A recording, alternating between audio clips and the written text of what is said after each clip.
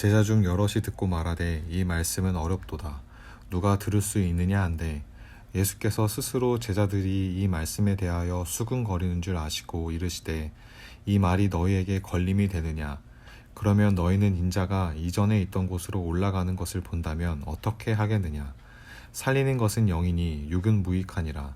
내가 너희에게 이른 말은 영이요 생명이라. 그러나 너희 중에 믿지 아니하는 자들이 있느니라 하시니 이는 예수께서 믿지 아니하는 자들이 누구며 자기를 팔 자가 누구인지 처음부터 아심이러라.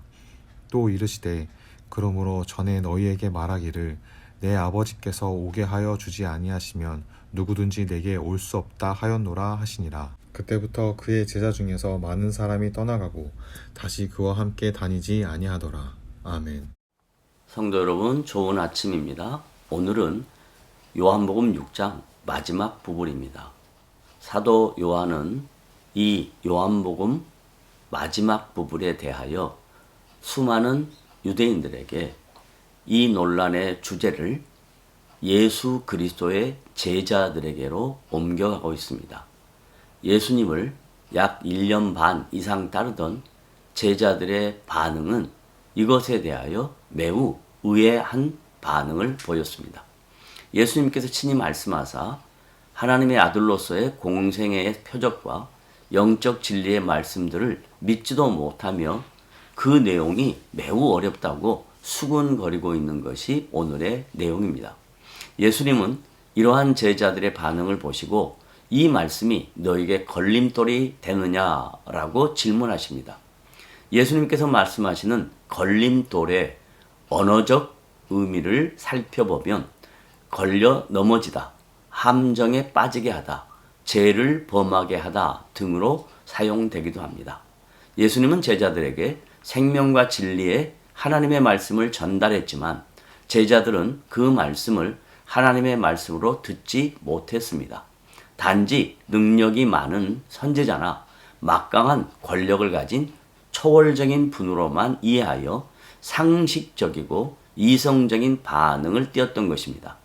어찌 사람의 살을 먹고 피를 마실 수 있느냐라는 사회적인 통념으로 이해할 수 없다는 반응입니다. 여기에서 우리 주님은 제자들에게 자신이 승천하실 것을 미리 예언하십니다.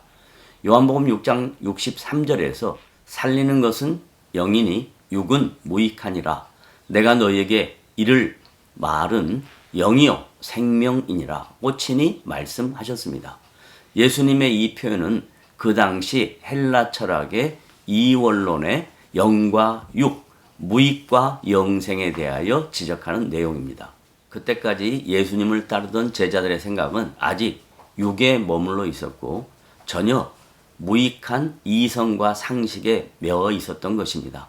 하지만 예수님의 자기 계시는 영이라고 증거하시고 이것은 영원한 생명이라고 다시 한번 강조하십니다.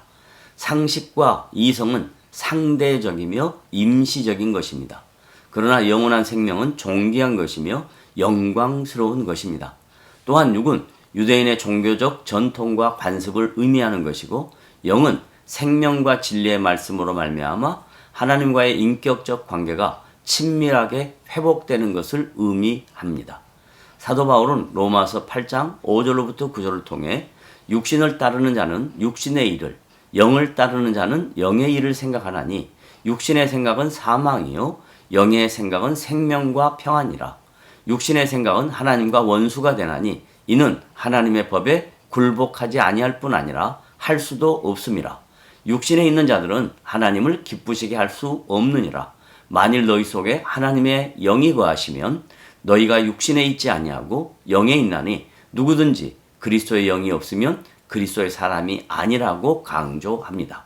여기에 대하여 예수님은 자신의 제자들의 믿음 없음을 지적하시고 그중 한 사람이 곧 자신을 팔 것이라고 친히 말씀하십니다.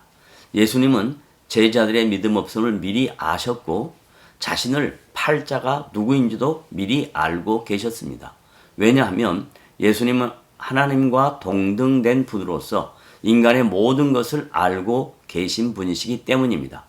죄인을 구원하시기 위하여 하나님의 아들을 이 땅에 보내신 성부 하나님의 뜻을 성취하시기 위하여 공생의 기간을 갖고 계셨던 것 뿐입니다. 예수님을 로마 군인들에게 팔아넘긴 가롯 유다는 남쪽 유다 가롯 지역 출신이었으며 능력이 매우 출중하였고 다른 제자들의 신임을 얻을 만큼 열심히 있어 재정을 관리하던 자였습니다. 그는 예수님을 은 30냥에 팔아넘긴 사건은 구약의 예언에 대한 성취이기도 합니다. 요한복음 6장 65절에 내 아버지께서 오게 하여 주지 아니하시면 누구든지 내게 올 수 없다 하였노라 하시니라고 친히 하신 말씀은 구원은 인간의 노력의 결과와 의지의 결단이 아니고 성령 하나님께서 친히 이루시는 하나님의 사역이라는 것을 반증하는 내용이기도 합니다. 성령의 사역이 저와 여러분의 인생 속에 임하였으며 그 통치가 오늘도 저와 여러분의 삶 속에 충만하게 임하시기를 주님의 이름으로 부탁을 드립니다.